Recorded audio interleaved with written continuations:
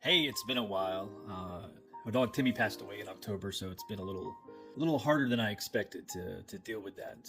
But I did want to answer some questions that had come up, and one of those was asking, what is it like not having feeling or control of your legs, but still be able to use them, which is a good question. And obviously, I'm very fortunate to still be able to use my legs. But the lack of feeling or full control certainly leads to good stories from my viewpoint. When I was a kid, I would have to wear these custom fit like ankle braces to help stabilize my feet, and technology wasn't like it is now, so they were just made of like basically a really hard plastic.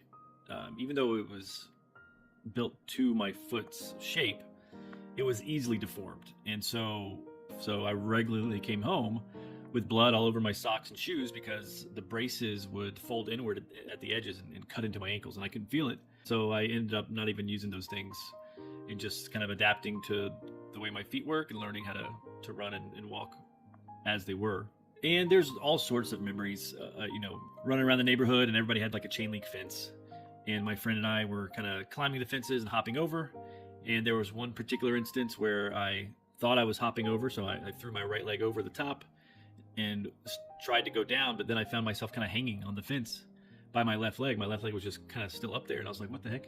So I look up, and the top of the chain link fence had gone through my left calf muscle. And I didn't feel it at all. I was just like, it was just in a really odd position where I could not lift my leg any higher to pull it off. So my friend had to come over, kind of push me up until I could kind of wiggle my leg free. There's been times when playing near, like, especially if it's like a lake or a pond or something, I was barefoot. And I remember, I think we were playing with a beach ball or basketball or something, and then the ball went into the water, so I went to go retrieve it. And I came back, and people were like freaking out and like pointing at my leg, and I looked down, and it's just covered in ant bites and ants all over my leg.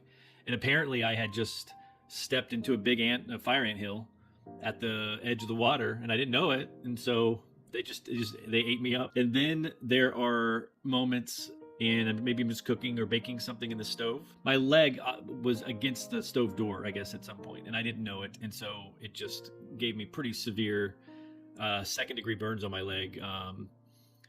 And that's just how it is, And so you just have to be really, really aware of where you're at and what you're doing. So if there was ever any advice to give to a kid that has a similar situation, and you're fortunate enough to still be able to use your legs, just pay attention. You want to be able to use them as long as you can, and it's something that it's easy to take for granted. But yeah, there you go.